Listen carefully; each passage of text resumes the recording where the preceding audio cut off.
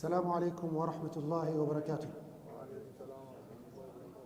الحمد لله على إحسانه وشكر له على تفضله وامتنانه، ولا إله إلا الله تعظيما لشأنه، وأشهد أن محمدا عبده ورسوله داعي إلى رضوانه وعلى آله وأصحابه وإخوانه، أما بعد. إخواني في الله, 28th June 1914. 28th June 1914. There's a young man, is called Gavrilo Princip, a Yugoslav Serb. This is the 28th of June 1914. He takes two of his colleagues, he takes a gun, and he shoots and assassinates the Archduke Ferdinand, who was the Crown Prince of Austria. He kills him and his wife Sophie. This action of this one young man on 28th of June 1914 led to the beginning of the greatest war ever witnessed in the world, World War I at the time. The action of this one young man led to this World War I. And over 20 million people lost their lives in World War I. The World War I was 1914 to 1918. It ended in 1918. But it remained, the effects remained, so much so that World War II was caused by World War I. And over 80 million people lost their lives in World War II. A total of 100 million people lost their lives in World War I and World War II. And if you go back and see what triggered World War I, it is the actions of one young man, Gavrilo Princip, from a Yugoslav Serb. Sometimes, Ikhwani, the actions of one person can have a great effect, a great negative effect on a society. Go back in history, when you read the Quran, you find the people of Thamud. A whole society was completely destroyed by Allah subhanahu wa ta'ala because of the actions of 9 people. The battle of Uhud came. The Prophet ﷺ commanded some of the Muslims, do not leave that hill of Rumah. Don't leave that hill. If you leave, we're going to be destroyed. We're going to be defeated. The Muslims, they left the hill of Rumah, and we were defeated in the battle of Uhud. Sometimes the mistake of one person or a few can have a very destructive effect on the rest of society. Ikhwani fillah, from the signs of the Day of Judgment is the Tatar, the Mongolians, Genghis Khan, la'natullah alayh, and the actions and the massacres that he took upon the Muslim Empire. The Prophet ﷺ, he says in authentic hadith, لا تقوم الساعة حتى يقاتل المسلمون الترك. The hour, the Day of Judgment will not come until the Muslims will fight the Turkish people. Then he describes them ﷺ. He says, كأن وجوههم المجان المطرقة, like their faces are beaten up shields. He says, يلبسون شعر ويمشون في شعر. They wear clothes made out of hair or fur, and they wear shoes made out of fur. In a different hadith in al-Bukhari, he says, قوم صغار الأعين. Attribute number 1, he says their eyes are very small. Number 2, he says حمر الوجوه. Their face has a reddish complexion. It is reddish. Number 3, he says قوم صغار الأعين حمر الوجوه ظلف الأنف. They have very small noses but very wide. He says كأن وجوههم المجان المطرقة, like their faces are beaten up shields. Their faces are round and they're thick and difficult. Ikhwani fillah, we mentioned these Turkish people are a wide variety of, they spread over a wide variety of countries. The scholars, they mention that the Prophet Nuh alayhi salam, when he entered the ship, he had 3 sons. And from 3 sons, all of us human beings come from. And from one of his sons called Yafith, the Chinese and the Turkish people, they come from this son of Nuh, Yafith ibn Nuh. So we look now tonight, inshallah, at one of the greatest calamities to befall the Muslims, the presence or the appearance of the Mongolians, the appearance of the Tatar, la'natullah alayhim, but they became Muslims later on, so may alhamdulillah for that. In the year 603, in the land of Mongolia, a young man at the time, was called Temujin. He combined all the tribes of Mongolia, the Uyghurs, the Tatar, the Mongolians, into one formidable force. And he was known from that date on as Genghis Khan, the great Khan, Genghis Khan, from the year 603 of the Hijri calendar. Thereafter, he started conquering the entire Mongolia. He conquered the entire of China, Thailand, Vietnam, Tibet. He conquered all this area, over 9 million square kilometers. Very powerful leader, brutal. He kills, blood is nothing for him, massacres 100,000, 500,000, no problem for him. So he killed all these people until he became the overall ruler in this area. At the time, the Muslims were divided into many kingdoms. The Khawarizm was the one bordering this empire of Mongolia, the Dawla al-Khawarizmiya, where you get the word algorithm from, a Dawla al-Khawarizmiya. You had the Khilafah of the Muslims in Baghdad, but it was a very weak Khilafah. You had the Seljuks in Turkey, where Turkey is right now, Anatole. You had the Ayyubids in Egypt and Syria. So the Muslim empire was divided in Andalus, Tawaif. The Muslims were divided. So in the year 614 of the Hijri calendar, a few businessmen from Mongolia, they enter the land of the Muslim Khawarizm. One mistake can have devastating effect. One mistake. So a few businessmen, traders, they enter from Mongolia to the land bordering it, from the land of the Muslims, the Dawla al-Khawarizmiya, the Dawla al-Khawarizm. So they enter these businessmen. The governor of the time, in a place called Atrar, one of the cities in the Dawla al-Khawarizmiya, he sees these guys have a lot of wealth. And he captures them. And he declares them to be spies. Wallahu alam, if it's true. He declares them to be spies and he kills them. He kills this Mongolian businessman. When this news reached Genghis Khan, the great Khan, the leader of China, Mongolia, Tibet, Thailand, he got very angry. How dare this man kill my tradesmen? He writes a letter, he tells the leader of Khawarizm, Muhammad Shah, surrender to me your governor immediately. I take action upon him with our ruling system, our justice system. The leader of the Muslims, Muhammad Shah, he refuses. He says, no, we shall rule upon him upon the Sharia. We cannot rule upon with your rulings. If he has done a crime, let him go through a process and we'll take action on him based on that process. When Genghis Khan got this letter, he got even more angry. And he sent a warning, you shall see what I shall do to you and your country. You shall see what I shall do to you people. And he started gathering his army, hundreds and hundreds of thousands of his army. Also, Muhammad Shah prepared his army. So they met in a battle and they fought fiercely for 4 days. A fierce battle. The Muslims massacred many of the Mongolians, but the numbers of the Mongolians was not reducing. They came with a large army. So after 4 days, Muhammad Shah decided, let me retreat with my army, let me go back to my capital city, Orjanda, which is currently in Turkmenistan. So he leaves the battlefield and they run away, they retreat. When Genghis Khan sees this, says, now it's time for me to take revenge on the Muslims. That one mistake of killing my businessman, I shall show the Muslims what my revenge is. So, la'natullah alayh, he sends a small group to the land of Atrar to capture that governor who killed his businessman. So these people, they go to the land of Atrar and they seek this governor. This governor tries running away. He goes to his fortress, he jumps, he breaks his leg, continues fighting. They capture him and they kill him in the worst form of manner. They take silver, they melt it, and they put it in his eyes and his ears until his brain melts and he dies. Thereafter, Genghis Khan, la'natullah alayhi, he was not satisfied. He said, the biggest city that is near me right now is the city of Bukhara, the city of Imam Muhammad ibn Ismail al-Bukhari, the greatest author of Sahih Bukhari, the most authentic book after the book of Allah subhanahu wa ta'ala. So he sends his army to the land of Bukhara and he besieges it. And Bukhara is far from the capital city of the Dawla al-Khawarizm, very far. So he besieges it for days. The Muslims, they negotiate with him.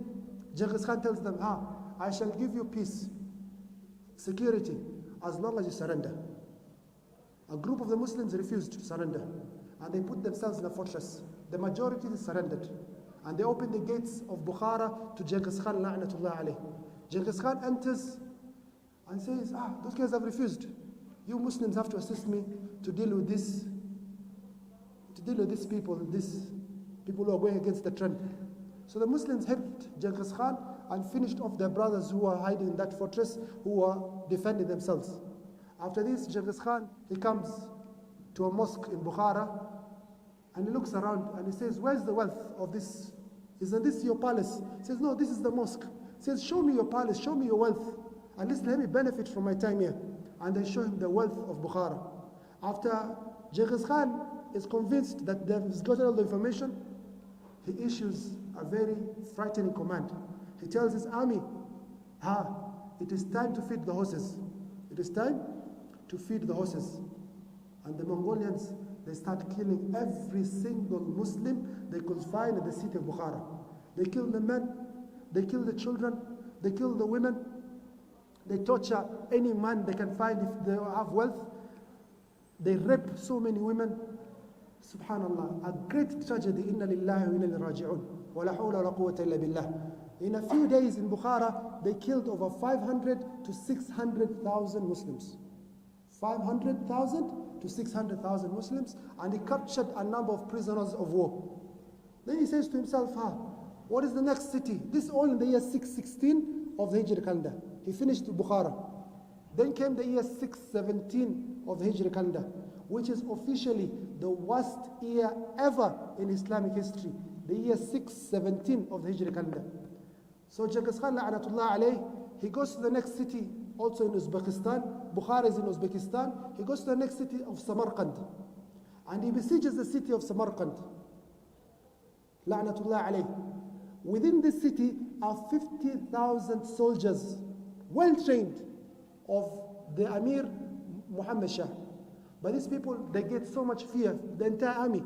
They say, we're not going to fight. The people of Khair, the people of Fadl, the ulama, the fuqaha, the ubbad, the tujjar, the awam, about 70,000 of them, no horses, no training. They take weapons and they go out of the city of Bukhara to fight the Mongolians. When the Mongolians see this army of 70,000 coming towards them, they do something very strange. They run away. They retreat. And these Muslims are not trained in battle. They don't know anything regarding tactics in battle. So they follow this army of Mongolians. Let us show these Mongolians. But the Mongolians had already planned an ambush in front over there. So the Muslims are rushing towards them, and they get shocked that there's an army of Mongolians behind them. They are surrounded from in front, from back, from left, from right. There's nowhere to run. And 70,000 of the best people in Bukhara lost their lives. Ikhwani, sometimes you mention 70,000. Alayhi salatu wassalam, when he lost 70 of his companions in Uhud, it was a great tragedy. When he sent 70 of the Qurra, the reciters of the Quran, to the land of Najd, and they were killed there, the Prophet ﷺ made qunut for 1 month against the people who killed 70 people. What about 70,000 of the best of the city of Samarkand? So Genghis Khan, la'anatullah alayh, he killed all 70,000, and he comes back and besieges the city of Samarkand. Then he starts negotiating with them. But these people know what Genghis Khan did in Bukhara, but they ignore it completely. And they tell Genghis Khan, please give us security. We shall open the gates for you. And Genghis Khan gives them security. It's simple just to say, because إِنَّهُمْ لَا أَحْدَ لَهُمْ. Allah says in the Quran, إِنَّهُمْ لَا إِيمَانَ لَهُمْ. They do not keep their word. They never keep their word. So the gates of Samarkand were opened. 50,000 soldiers within it. The first command Genghis Khan told them, number one, throw down your swords. I don't want anyone fighting against me. Remove your weapons. Surrender. Number two, I want everyone outside to come out the city of Samarkand. Everyone. Everyone should come out. Let me choose one of you as a leader. Let me honor you guys. Everyone should leave the city of Samarkand. So everyone leaves the city of Samarkand, and no one remains in the city of Samarkand. Then Genghis Khan orders the leader of Samarkand, his generals, his ministers, all of them should be killed first. Number two, all the businessmen should be removed from the army. They shall be tortured. They shall be beaten up until they show us where the wealth is. And the rest of the people of Samarkand, do as you please, my army. Kill them, rape them, humiliate them, take them as slaves, do as you wish. And we lost on that day, Ikhwan. This is all in the year 617 of the Hijri calendar. 600,000 Muslims in the land of Samarkand, and Samarkand was utterly left without anyone. Genghis Khan looks at the city of Samarkand and is very impressed with it. And he says, I shall stay here. This is my new city. Mongolia is very far. Let me take Samarkand as my new city. Then he takes a small army, choose 20,000 of my best soldiers. He says to them, go find this Muhammad Shah, the leader of this great land of Dawla al-Khwarizmiyya, very big land. Go find this man. وَلَوْ تَعَلَّقَ فِي السَّمَاءِ. Even if he's hiding in the heavens, go find him in the heavens. So this 20,000, they start searching for Muhammad Shah. So they leave the city of Samarkand and they go to the city of Urjanda. Urjanda, you have to cross a very great river that is known as Nahr Jayhun, Darya. So you have to cross from this side to that side. And the Mongolians didn't have any boats. So the Muslims there didn't even bother about the Mongolians. But the Mongolians, they built some small rafts and they put their weapons on it and they crossed the river of Jayhun with their horses and them walking on foot. Fajr time, the Muslims are shocked. The city of Urjanda has been besieged by the army of the Tatar. The leader of the Muslims, the brave leader at the time, the leader of this great empire, what does he do? He runs away. He runs away, leaves the city by itself. He goes to the city of Nisabur. These 20,000 have been given a specific mission by Genghis Khan. Find the leader of Khawarizm, Muhammad Shah, وَلَوْ تَعَلَّقَ فِي السَّمَاءِ. Even if he's hiding in the heavens, find him. So they didn't attack the city of Urjanda. They follow Muhammad Shah. Muhammad Shah runs all the way to Nisabur, the city of Imam Muslim. He goes there, he hears the 20,000 are coming after him. He runs from Nisabur, he goes to another place called Mazidran. He runs to Mazidran, he runs to Hamadan, he comes back to Mazidran. These 20,000 are following him. Through the lands of the Muslims, none of the Muslims are even fighting these 20,000. Very small number, 20,000. None of them are obstructing the road. So he reaches Mazidran again, and he takes a ship and he crosses into the Caspian Sea to a small island. When the army of the Mongolians, 20,000 of them, they reach the banks of the Caspian Sea and they see, that is the ship of Muhammad Shah. It has left. We can't do much about it. What do we do now? There are many Muslims around. Let us finish them. Subhanallah. So they leave Mazidran. They come to the city of Mazidran. In one day they capture it and kill everyone. And this city of Mazidran, in Islamic history, it was one of the most difficult cities for the Muslims to conquer. The Muslims at the time of Umar al-Khattab, they conquered most of Persia, but they could not conquer this city of Mazidran until later on, 80 years later on, at the time of Sulaiman ibn Abdul Malik. They could not conquer it easily. But these Mongolians, in one day, 2 days, an army of 20,000, they conquer the city of Mazidran, massacred everyone. Then they go to Iran, a place called Ray, and they besiege the city, and they massacre everyone in that city. And they continue doing this facade, just this 20,000. On the other hand, all this is in the year 617 of the Hijri calendar. Genghis Khan, la'natullah alayhi, is in Samarkand, but he wants blood. This is a person who has lived in blood, he's lived in massacres. He says, this land is divided into two, Khurasan and Khawarizm. I'll send a portion of my army to Khawarizm and a portion of my army to Khurasan. So he starts with Khurasan. He goes to a city called Balkh, that's in Afghanistan. And he besieges it. And the Muslims, they surrender. And they say, give us security. And Genghis Khan gives them security. He does not kill them. He does not rape their women. He does nothing to them. Subhanallah. Why did he do this? Because the Muslims in Balkh, they agreed to a very humiliating condition. He says to them, assist me to finish off your fellow Muslims. So the army of Balkh, they join the army of Genghis Khan. And they go towards the city of Marw, the city of the Imam Abdul Malik, Abdullah ibn Mubarak al-Marwazi rahimahullah, who passed away in the year 181 of the Hijri calendar. So they come to the city of Marw, and they find the Muslims have prepared a great army to fight the Mongolians. An army of 200,000, but they're not trained well. Genghis Khan defeats this army and massacres them, and enters the city of Marw, and kills every Muslim he can find within it. His son, not Genghis Khan, his son enters the city of Marw and kills everyone and destroys the city. So much so that that city does not even appear on the map till our day. Destroyed everything, killed everyone. So the son of Genghis Khan, la'natullah alayh, he says, the next great city is the city of Imam Muslim, Nisabur.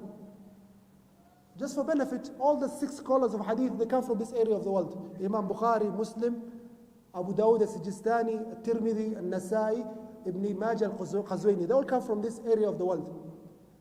So the army of the son of Genghis Khan goes to the city of Nisabur, a city that has over 1 million Muslims staying there.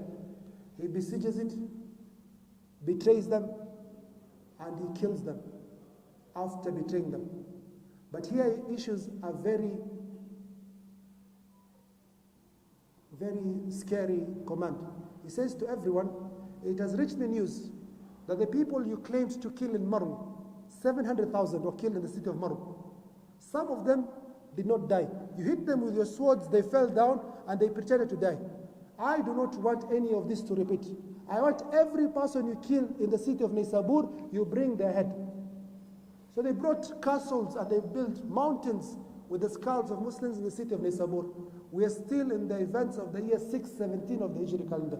One of the signs of the Day of Judgment, as mentioned by our Prophet ﷺ, is the appearance of the Tatar who are from the Turkish tribe, or the Turkish family, as mentioned by our Prophet ﷺ. So the city of Nisabur destroyed, the city of Bukhara destroyed, the city of Samarkand destroyed. And he continued massacring many Muslims until La'natullah alayh passed away in the year 624 of the Hijri calendar. This is one of the greatest tragedies that happened in Islamic history. Ikhwani fillah, there's a historian in this period, he's called Ibn al-Athir. There's Ibn Kathir and there's Ibn Athir, Sahib al-Kabil. He has written a book called Al-Kabil fi Tarikh. He says, Wallahi, I'm a historian, but every single time I want to write about this history of the Tatar and the Mongolians, Wallahi, I cannot write. Every time I delay for 1 year, for months, I want to write, but I cannot write. Says very fearful words, or words of misery. He says, وَكَيْفَ أَكْتُبْ عَنْ نَاعِ الْإِسْلَامِ وَالْمُسْلِمِينَ. And how can I write an obituary of Islam and the Muslims? Islam and the Muslims almost ended at the hands of these Mongolians, Genghis Khan la'natullah alayh, in the year 616 to the year 624, and more especially in the year 617 of the Hijri calendar. So these are the events relating to Genghis Khan and how he destroyed the entire empire of the Khawarizm. Contains the countries of Azerbaijan, Iran, Kyrgyzstan, Tajikistan, Uzbekistan, Kazakhstan. All this great area, he massacred the Muslims within it. Is this the end of the Mongolians?